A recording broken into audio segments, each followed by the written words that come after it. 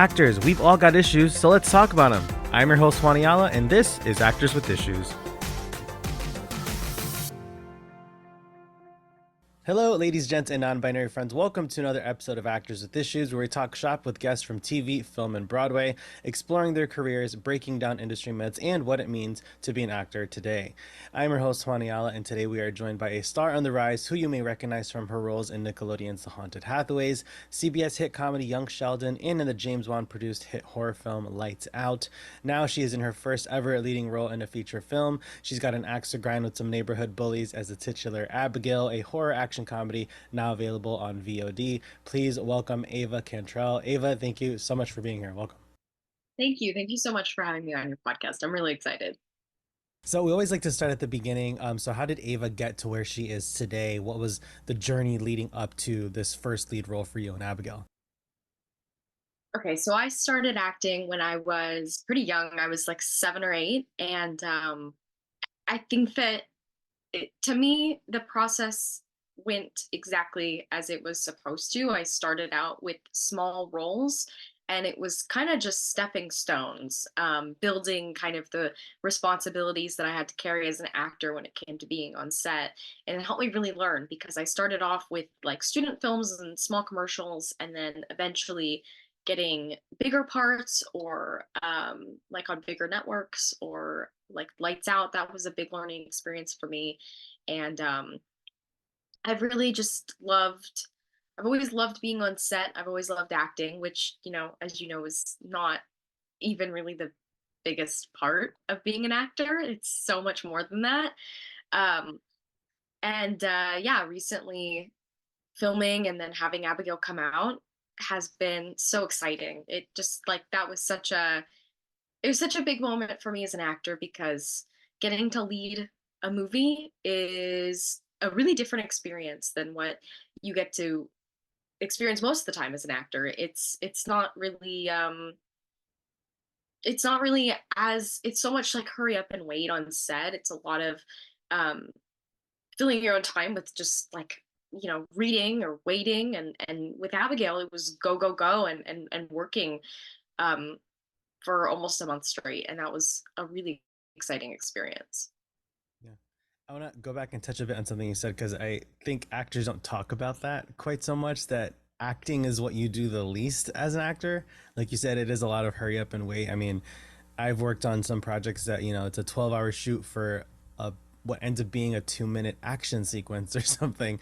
So, Yeah. it's like, wow, all of this time for, and it's just constant resetting and waiting, like you said, sort of just trying to fill the time. And was it hard with Abigail trying to stay in character for those moments in between? Or like you said, it was sort of a um, constant go, go, go. Yeah, so with Abigail, it was so different compared to what I'm used to because even when you're on set and you're hired as an actor, even then acting is still such a small portion of what you're actually doing there for the day. But with Abigail, it was pretty like I don't know, my day was filled. Almost every minute was, if you're not filming a scene, then you're changing or getting touched up or something like that. That's what it was like, and that was really exciting. And I'm also not the type of actor that needs to stay in character. I think that unless it's a really heavy scene, you kind of need to stay focused. But other than that, like I don't have a hard time bouncing in and out. So that was easy with Abigail. Mm. And with this particular movie, a lot of it is at night. So I'm sure there are lots of these grueling overnight sun down to sun up type shoots. Um, Again, I've been on plenty of those, and back when I was, especially when I was working as an extra on a lot of projects initially, it's those are the most exhausting, kind of thrilling ones though, because you've got the adrenaline pumping. And with horror projects, the stakes are so high, the energy is so high for such a long time. But did that take some getting used to, or were you just like game to dive into that? It did take a couple days of getting used to, but there's so many elements to it. Like we filmed half of our movie at night. We started with the night shoots, and yeah, I was waking up at 5 p.m. and then I was going to bed at like 7 or 8 a.m. So, um, yeah, like at first it was kind of hard for really just the first couple days. And then I think I was just having so much caffeine, like way more than I'm used to. And also just being on set, it's like you got to do your job. You got to be there. You got to be present. You got to do your job. You got to stay high energy. So I think, yeah, the adrenaline in there was keeping me super awake and alert. And also like I got a really good eye mask.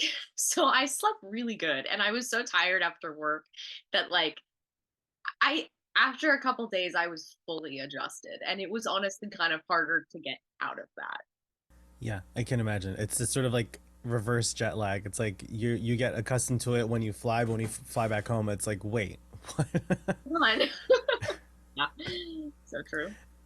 And like I said, I have so much respect for actors who do horror projects because that energy has to be sustained for such a long time. What would you say, besides sort of like the night shoots and things like that, what was the most challenging part of tackling a role like Abigail? Abigail, Abigail just lacks so much that most people do. Like as far as emotions and empathy, it's really just kind of diluted down to her goals, her wants, and that's her driving. That's her driving motivation. It's just whatever I want. It's going to be an angle. It's going to be a manipulation tactic versus with most other characters that I do and with myself. Um, there's a lot of complex emotion that's very relatable. And with Abigail, that wasn't really there. So trying to understand her motivation in each scene and get the angle that she's coming from was hard because it's just so different from myself. She's just very calculated and cold and that wasn't something that I could find any common ground with. So doing that was hard. With characters like that, especially playing characters who are, like you said, manipulative or disturbed or psychotic, and in one way or another, it's like you said, it is obviously it's very hard for people to relate to that as an actor and to sort of tackle that. And with this being sort of a revenge tale, we're seeing it through Abigail's lens rather than like a typical final girl like a Sidney Prescott or a Laurie Strode from these like horror movies. So, were there any other characters you look to for inspiration or other revenge films you watched to sort of get a sense of where the character was?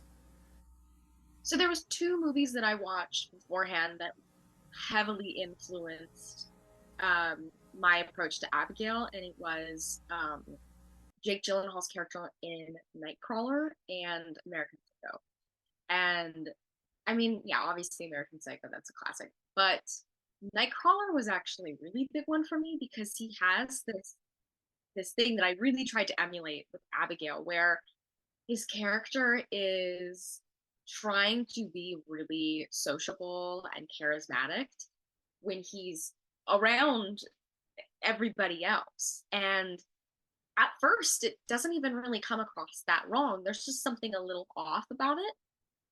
But you're not really like the people around him, the other characters are not fully sensing how insane he is because they're not seeing him behind closed doors. And then once you start seeing that and the other side of him, the real side of him, that's so different and just so I don't know, weird and off-putting, then the whole character seems more off-putting because it's like, how are people not catching on to how crazy he is? and and then I tried to emulate with that with Abigail, and there's some really big switches, and she tries to be Abigail tries to be very charismatic and likable, and my reception that I'm hearing is that she is, which is so interesting to me, and that's good. But she's supposed to be trying to be charismatic, and I try to kind of have a little bit of offness to it, a little fake energy there, that you can catch on to when you fully understand her character. So those were my big inspirations. I watched Gone Girl after the fact. I don't know why I didn't watch that before, but that was like like what was I thinking? But those are both two male characters, so I don't think that was. I think it could have been good to have more female characters as inspiration, but I think it played out fine. I got what I needed from what I saw. I mean, that's sort of a representation issue. There is like, well, we don't have female characters to turn to who tackle these types of situations. But now with Abigail, hopefully in the future, you can be a point of reference for another young actress, I think who's representation is pretty accurate actually because women are more like way less likely to be violent criminals. true. And I think that the statistic is also reflective of they're less likely to be sociopaths too, I Mm. think. So, yeah, that's a good point. I loved playing Abigail. I want to play more characters like that as an actor, but like also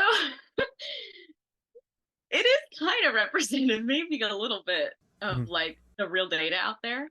And having started your career so young, you said you were about 7 years old when you first started. Yeah.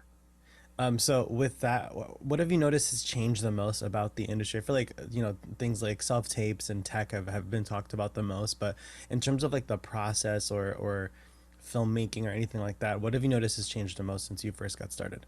Yeah, the self types are super obvious. That's something that I feel really positive about just because I don't live in LA. I live in San Diego. So I love getting the opportunity to not be always making that drive and have the whole day dedicated to that audition.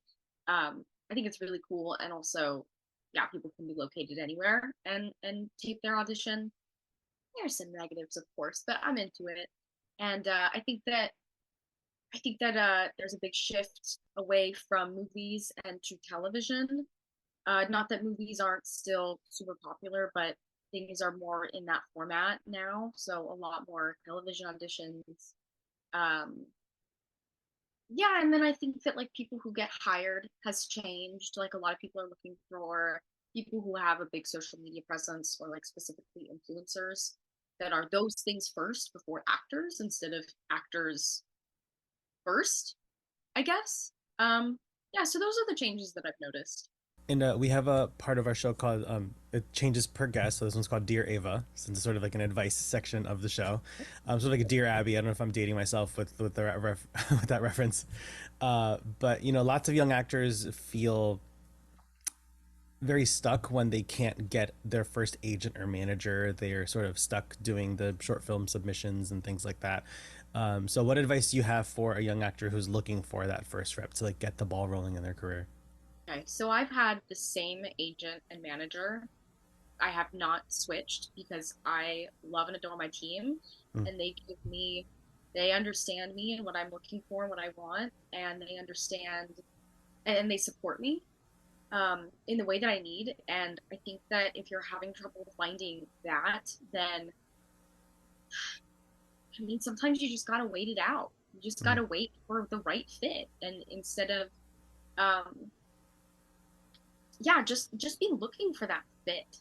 And if you're not feeling that fit, then keep looking for it because I'm really happy with what I found, and I hear a lot of people unsatisfied with their um, they don't feel maybe understood or supported by their team, and my team like Mm. is my team, and like I had one of my agents and my manager come and watch Abigail premiere, and just their support was so I just felt the love, and I'd say have patience and prioritize that good fit.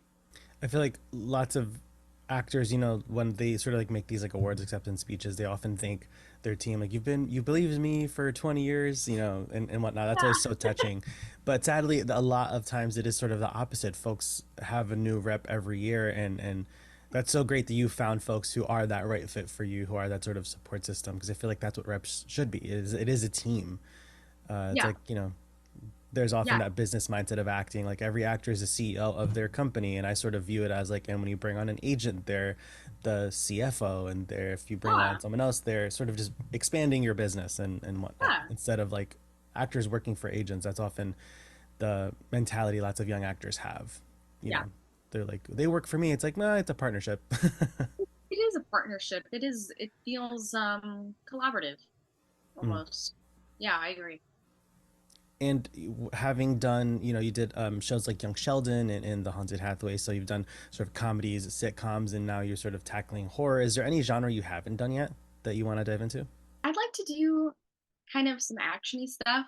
Uh, I had some stunt work in Abigail, and it was really fun. But like, future project that's kind of up there in the works is a zombie horror apocalypse movie, and like I'm just really excited about something. Like I feel like when I have a physical challenge or when I'm really put in like an environment, um, that's challenging, it really gets me into the role. Like even just the night shoots for Abigail were really, I don't know, just kind of helpful in that giving me that adrenaline that I needed for Abigail, and I'd love to try more of that. And honestly, I'm kind of just looking to do all of the genres. Like the thing that was the biggest change for me was leading a film versus having a supporting role. And if I could try that in other genres, that would be a blessing for sure. So that'd be cool. And having started so young, what advice do you have for maybe some like parents who have young kids who want to become actors and want to get started? What advice do you maybe wish your parents had learned when you were getting started? That's such a good question that I've never gotten asked. It's always what do I think? Because parents are so your parents' support is so necessary as a child actor. You need a lot of support. It's a very hard thing to do by yourself. So I would say to be emotionally supportive of your kid because there's a lot of rejection. It's you get so many no's before you get a yes, and just giving your child the confidence to keep going and having that kind of grit that you need to be okay with hearing the no's. And also like I always could do that, and I think it was my parents who had a harder time letting go. They were like, "Oh, she would have done so good in that role, and it would have fit her so well, and her tape was so good," or stuff like that. And I think it's important for everybody to. I think we've all kind of been able to let it go, even when I get really excited about a role. But I think just letting it go and moving on when you don't get something is a really key part, especially when you're young and those rejections maybe hit harder. So we call this part of the show the good, the bad, and the ugly. So we like to start positively. So what is your favorite part about being part of the entertainment industry? I just live for those moments where I get to be on set and do my job and it feels like a job. That's the biggest highlight for me. I love the energy on set. I love the pace. The pace is fast. It can be stressful, and it's just you feel like you're really like working. And then when that scene starts and you actually get to like film, it's a really small part of what we do, but it that's what drives me 100% is those actual moments on set and filming. And now going to the bad, what is something about the industry that you're just like, why are we still doing this? Let's get rid of this. Oh god, oh, where do I start? There's a lot that I love. I think that there's just been, I think that there's been changes. There's been so many changes lately, and I need to like I have a really old school manager. She's really wonderful, and she's less old school than me right now. Like she's just kind of moving with moving with the direction everything is going in, and I'm not. I'm stubborn about it. I'm like, what's going on? What's the AI? What are they gonna do? Like this whole process has been like jarring to me, and I probably need to be a little bit more flexible. Um, so I don't know. I think that some of the changes are jarring to me, but I'm gonna try to roll with them a little bit more. Yeah. And sort of speaking on AI and whatnot and the strike that, we all went through over the summer, what would you say was the takeaway you had from the strike? What did you learn during that process? It felt like COVID 2.0, like, oh, we're all back, we're not working again. So, back to square one. But yeah, what did you take away from those several months that we weren't able to work or even audition or promote anything? I think be stubborn.